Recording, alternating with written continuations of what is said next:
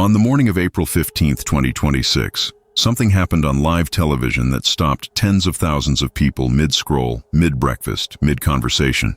Savannah Guthrie was on the Today Show. She was on camera, sitting across from Anne Hathaway, introducing her, setting up the interview. The show cut to commercial. When it came back, Hoda Kotb was in the chair. Anne Hathaway was still there. The interview continued. Savannah was gone. No explanation from the anchors, no statement from NBC, nothing on the show's social media accounts, no on-air acknowledgement that anything unusual had occurred. The broadcast moved forward as if nothing had changed, and the millions of people watching live were left to make sense of what they had just seen on their own. Within minutes, the clip was everywhere, and within hours, one question had spread across every platform simultaneously. Did she get a call? That question, 4 words, 3 seconds to ask, 75 days of accumulated anxiety behind it, tells you everything about where this case has taken the people who have been following it. Not passive viewers watching a story unfold at a comfortable distance. People who learned the protocol. People who know what the protocol means. People who were ready, in a way that most of them were not ready for anything before February 1st, for the morning when the segment does not end. This is the verdict room. We examine the evidence, we follow the facts, and at the end of every investigation, we deliver the verdict. If you are new here, subscribe right now and hit that notification bell. Every single week, we bring you the analysis, the forensic depth, and the investigative detail that tells you what is actually happening in the cases that matter most. If you are already part of this community, hit that like button. It helps more people find investigations like this one. Now let us talk about what actually happened on April 15th, what the Today Show protocol means, and what 75 days has done to the people following this case. To understand the April 15th moment, you have to understand what it means for Savannah Guthrie to be sitting at that desk in the first place. The Today Show premiered on January 14, 1952. It is the oldest morning news program in American television history. The program that invented the format that every other morning broadcast has been trying to replicate or surpass for 7 decades. It has been a fixture of American domestic life for longer than most of its viewers have been alive. And Savannah Guthrie has been its anchor since 2012. 14 years of sitting at that desk through presidential elections, Supreme Court decisions, natural disasters, public health emergencies, and the full, unending catalog of what it means to deliver the news of the world to people who are eating breakfast and getting their children ready for school. She has become, over 14 years, one of the most recognizable faces in American morning television. Not just a broadcaster, but a presence. Someone whose daily appearance in millions of households has given her the particular kind of familiarity that only comes from being invited into a home every morning for more than a decade. The last morning she was at that desk before everything changed was Friday, January 30th, 2026. She went through the show. She delivered the news. She said goodbye to viewers. She went home and she expected to be back on Monday. She was not back on Monday. She was not back for 9 Mondays. For 75 days, 2.5 months, the desk had someone else at it. Hoda Kotb, who had anchored the show before Savannah and who came back to fill in during the absence, sat in the chair. And something was unmistakably absent. In those 75 days, the case that kept Savannah from that desk generated more sustained national coverage than almost any missing persons case in American history. The FBI released doorbell camera footage showing a masked armed figure at Nancy's front door at 1:47 in the morning. DNA was collected from the crime scene and found to be a complex, mixed sample that the available technology cannot yet fully analyze. Ransom notes arrived at media outlets. A Bitcoin wallet address was included in those notes and has been empty for 75 days while the FBI traces the blockchain trail. A board of supervisors invoked a territorial-era law to compel the sheriff running the investigation to testify under oath. A deputy was arrested for an unrelated kidnapping committed while on duty. A no-confidence vote of 241-0 was cast by the sheriff's own deputies against him. And through all of it, Savannah Guthrie was living inside what she described on Easter Sunday as the grievous and uniquely cruel injury of not knowing. She came back to the Today Show on April 6th in a yellow dress, ready or not. She described it that way herself, ready or not. 9 days of returning to the desk and doing the work and presenting the news while living inside an ongoing catastrophe that has no resolution, no answer, no end date. On April 15th, the 9th day back, she introduced Anne Hathaway and then disappeared from the broadcast. Now, here is what we actually know about what happened and why the answer matters less than the question it triggered. The Today Show operates with a fluid format. The co-anchors divide interview duties throughout the broadcast. It is not unusual for one anchor to conduct a segment while the other is elsewhere in the building. Craig Melvin had conducted solo interviews the previous week without Savannah's presence.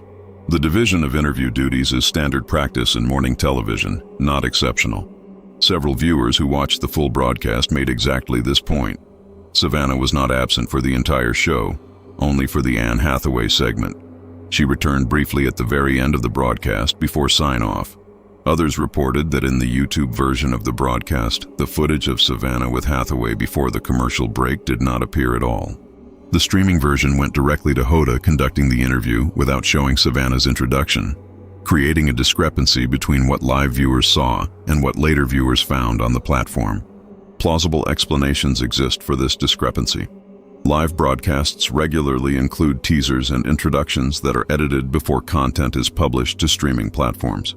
The YouTube version may simply reflect the edited, clean version of the interview without the live teaser. This is standard practice in television production. None of this was confirmed by NBC. The network issued no statement. The show offered no on-air explanation. And at the time this video was made, there were no new official updates from law enforcement in the Nancy Guthrie case. But here's the thing. The absence of a confirmed update does not change what those tens of thousands of people felt the moment the commercial break ended and Savannah was not in the chair. And it does not change the reason they felt it. Because the protocol exists.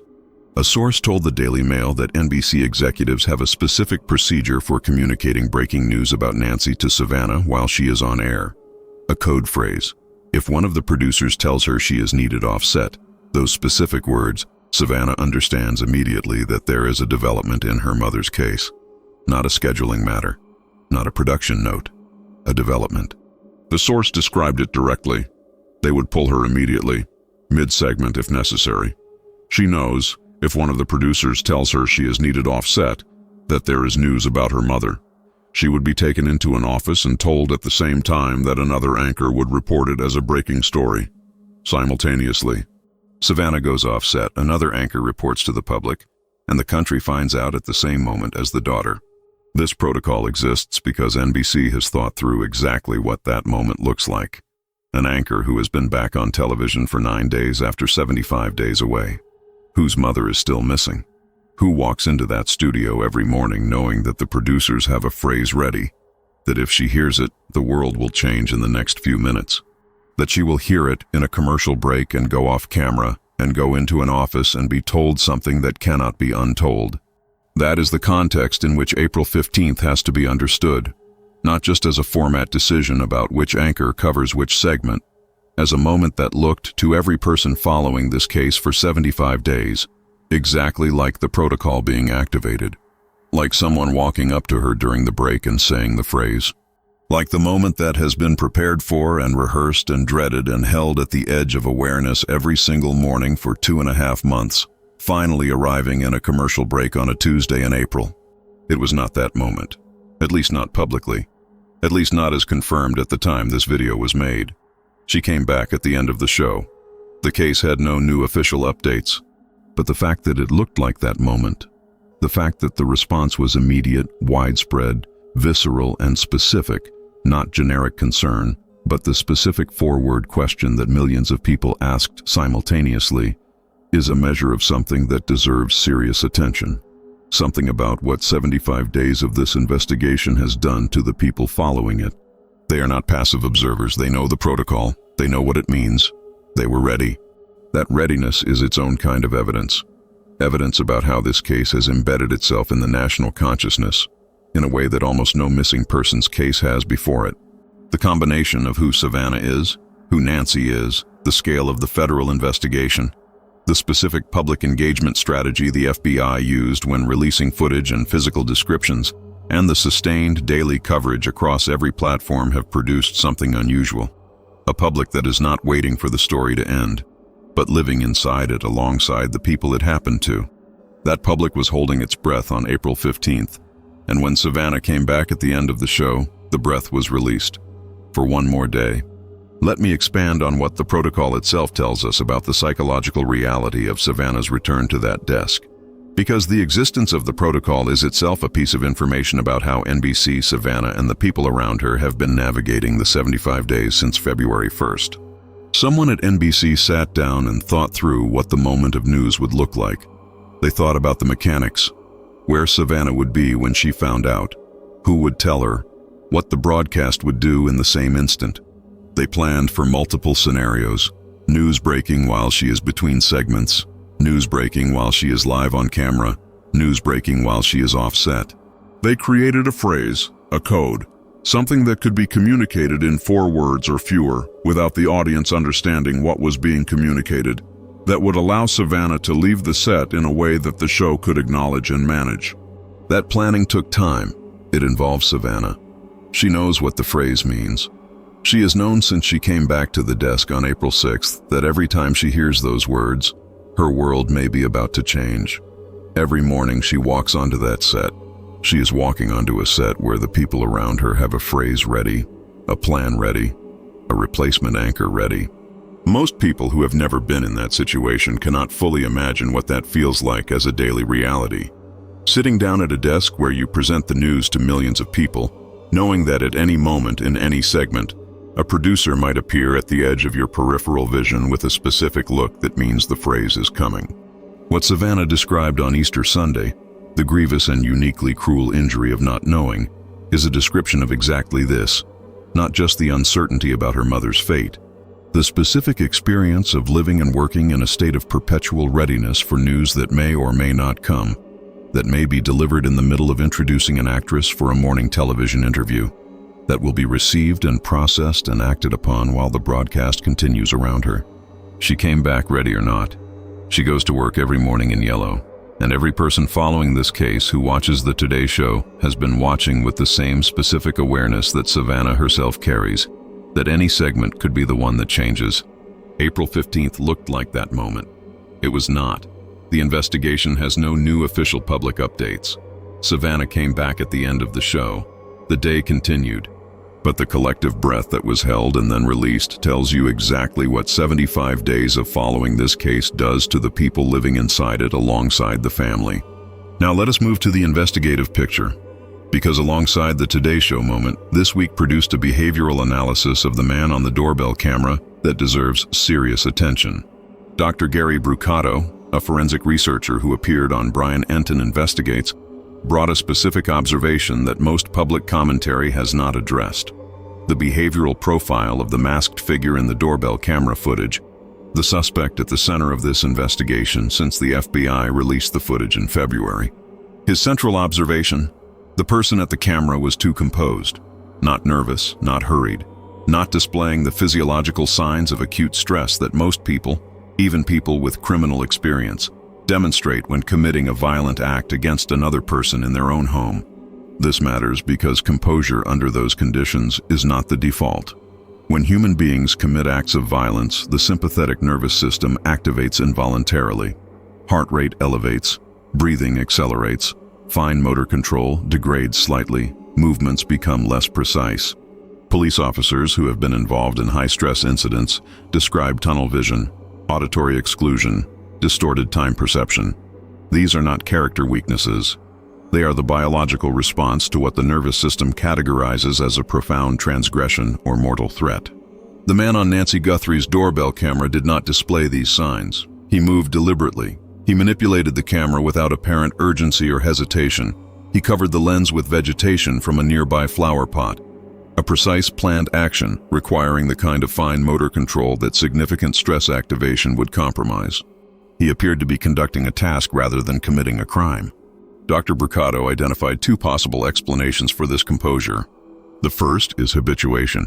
A person who has done something like this before, who has been through the acute stress response of criminal activity enough times that they have learned, through repetition, to suppress the visible indicators.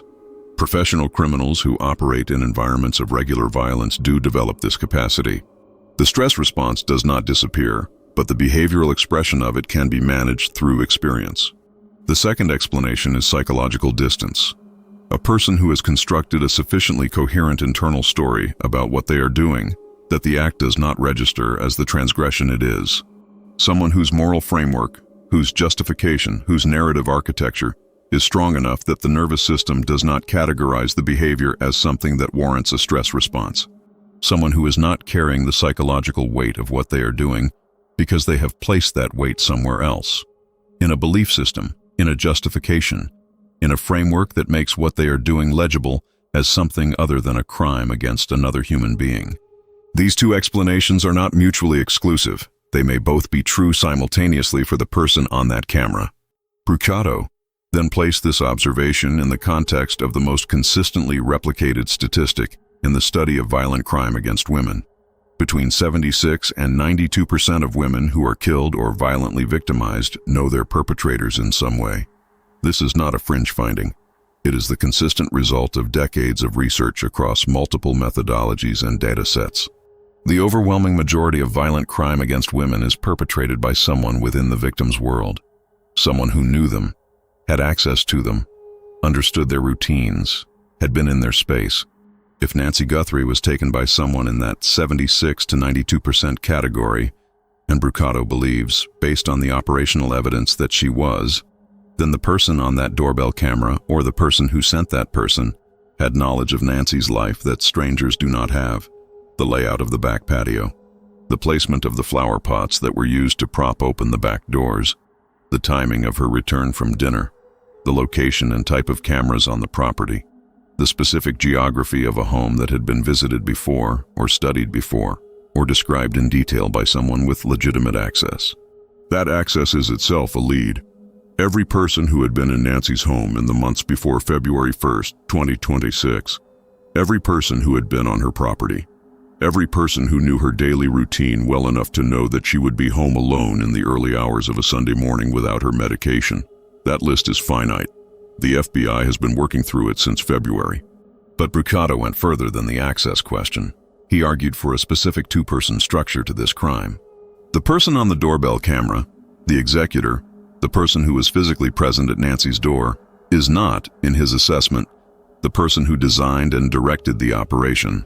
The composure on that camera suggests someone operating from a different psychological position, someone whose job was execution rather than conception, someone who was told what to do and where to go and what to bring and when to be there, someone who may not have been carrying the full psychological weight of the decision because the decision had been made by someone else. That someone else, the architect, the planner, the person whose conception and direction made the operation possible, is living a double life, presenting a face to the world that has no visible connection to what happened on February 1st, going to work, conducting their daily existence, living within whatever social and professional world they inhabit, while carrying the knowledge of what they set in motion 75 days ago. This two-person framework is not new to this investigation.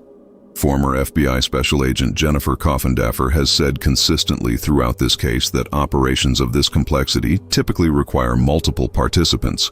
Someone to control the victim, someone at the location where the victim is being held, someone managing the communications infrastructure, the ransom notes, the Bitcoin wallet, the contact with media outlets.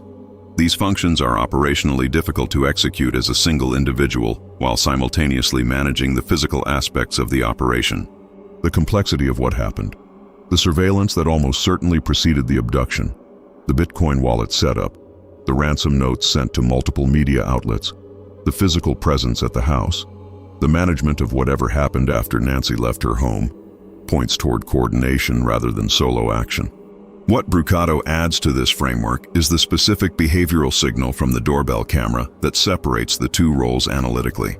The executor is visible. His composure on that footage tells us something about his psychology and his relationship to the crime.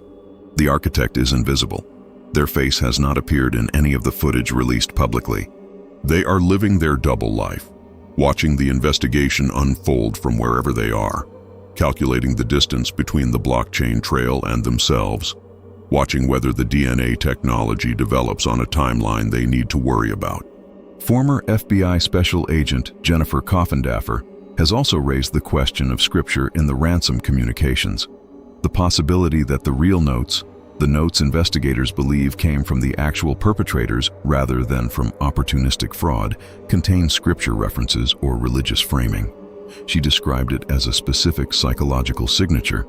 Someone who sees themselves as holy. Someone who constructed an internal narrative that made what they were doing legible as something other than crime.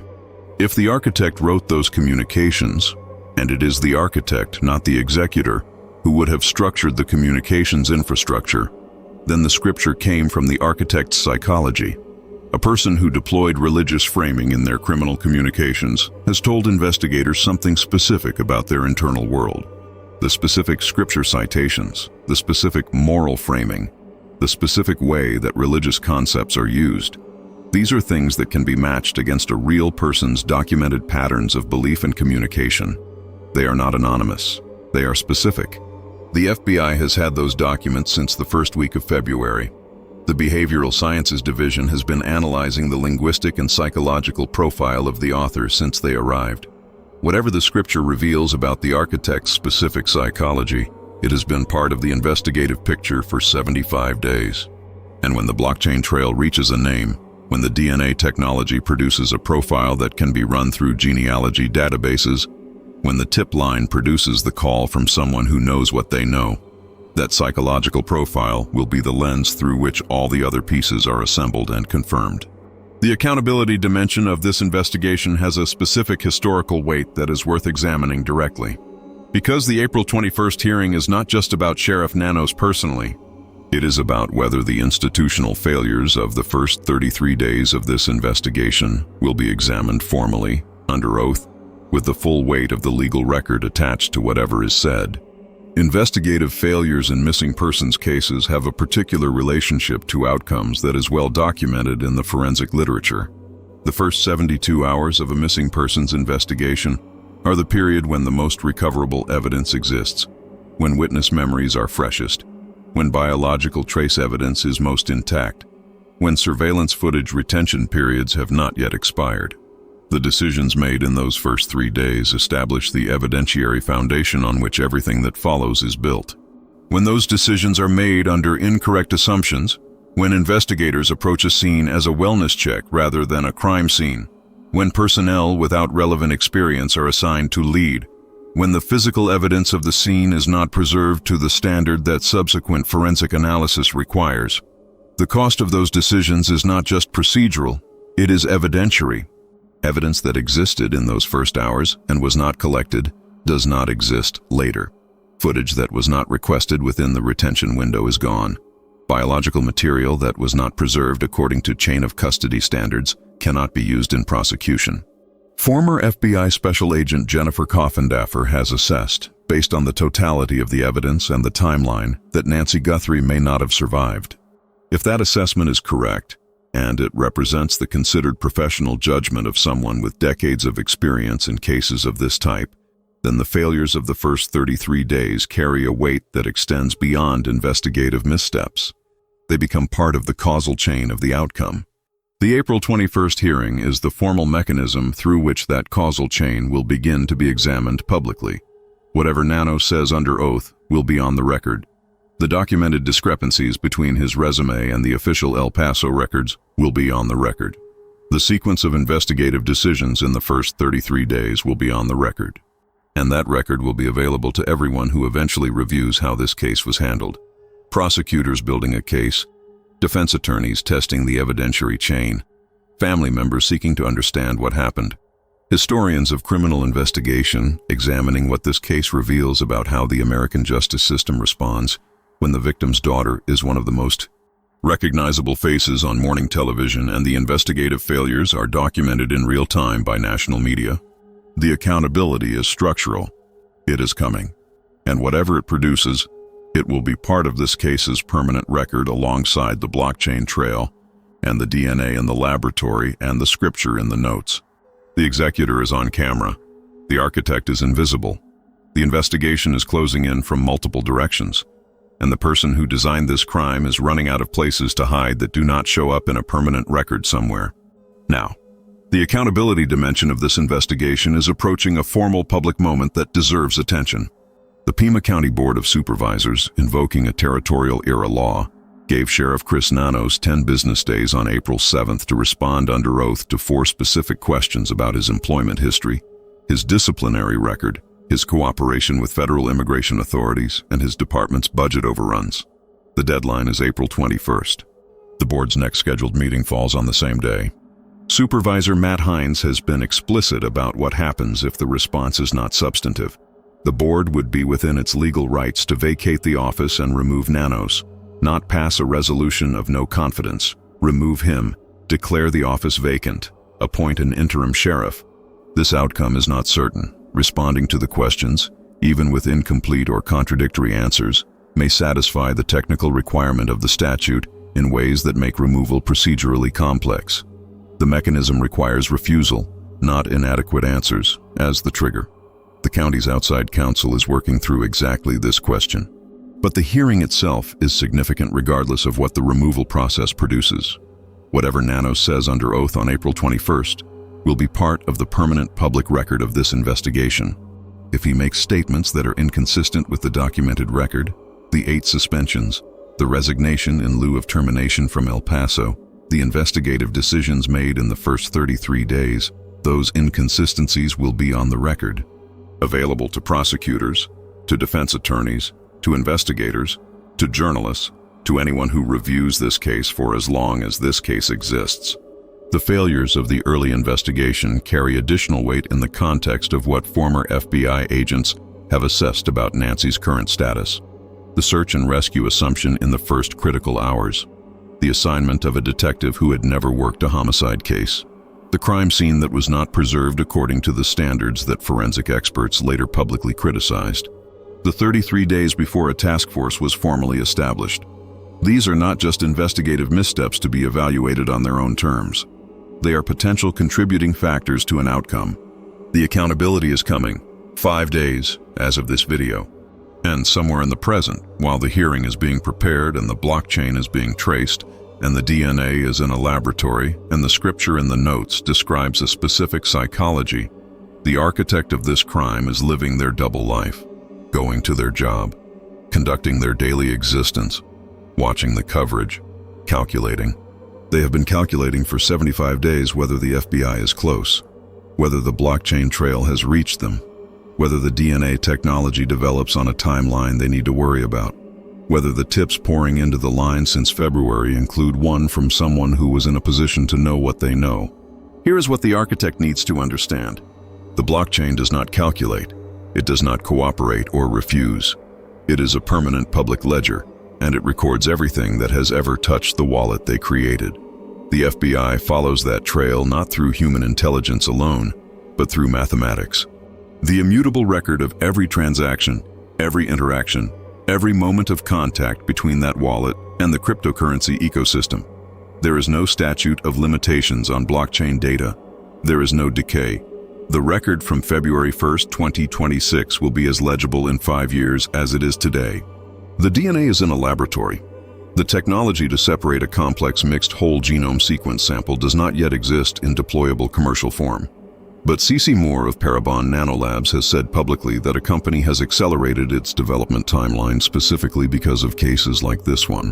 When the software exists, the profile will be separated. When the profile is separated, the genealogy process begins. When the genealogy process begins, the same technique that identified Brian Koberger from a partial match will build a family tree that narrows to a name. The scripture is in the notes. The specific language of the architect's moral framework has been in the FBI's possession since February. It describes a specific psychology. That psychology connects to a specific person, and when the other threads converge at a name, the scripture will be part of what confirms it. All analysis in this video is based on confirmed reporting from the Daily Mail, News Nation, ABC News, NBC News, Fox News Digital, Newsweek, and official statements from the Pima County Sheriff's Department and the FBI. All individuals are presumed innocent unless proven guilty in a court of law. No individual is named as a suspect. The investigative assessments described represent expert analysis reported by credentialed journalists with direct sourcing in this investigation. If you have any information about the disappearance of Nancy Guthrie, contact the FBI immediately. The tip line is 1-800-CALL-FBI. Anonymous tips can be submitted at tips.fbi.gov. The Pima County Sheriff's tip line is 520-351-4900. The combined reward for information leading to Nancy's safe return or the arrest of those responsible exceeds $1 million. You do not need to have seen something dramatic. Sometimes the call that changes everything comes from someone who saw something completely ordinary and did not understand until this moment that it mattered. Nancy Long Guthrie has been missing since February 1st, 2026. She has a pacemaker and requires daily medication. She was born in Kentucky and built a life in Tucson across more than 50 years. She tended flower pots on her back patio that someone used to prop open her back doors on the night they took her. She showed her daughter, by everything she ever did and everything she ever was, what it looks like to keep going when the world falls apart. Her daughter goes to work every morning in yellow, ready or not. 75 days.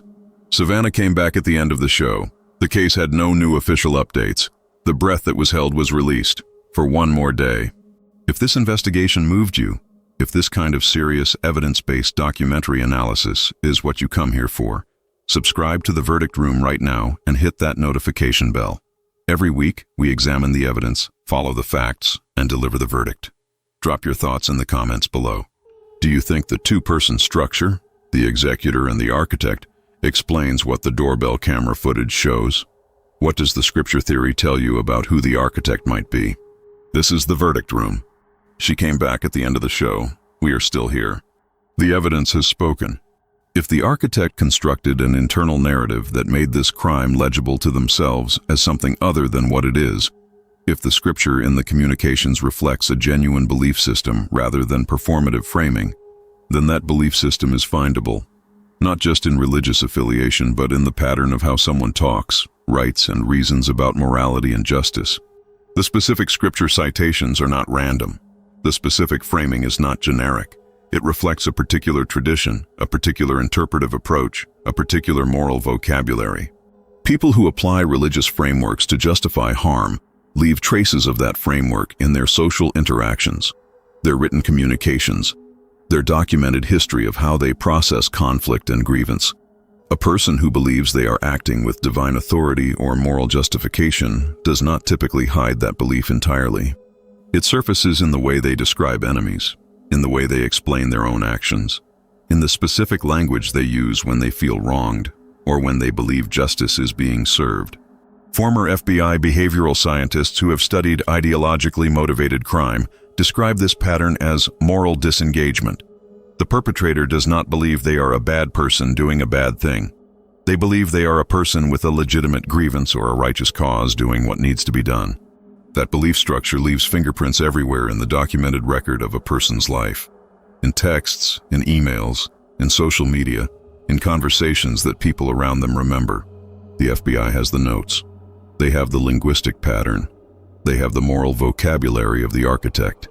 And when the blockchain and the DNA converge on a name, every piece of documented communication from that person's life will be examined through the lens of that pattern. The scripture and the notes will not just confirm an identity, it will explain an entire psychology. That explanation will matter in a courtroom. It will matter to the family. It will matter to the public that has been watching for 75 days.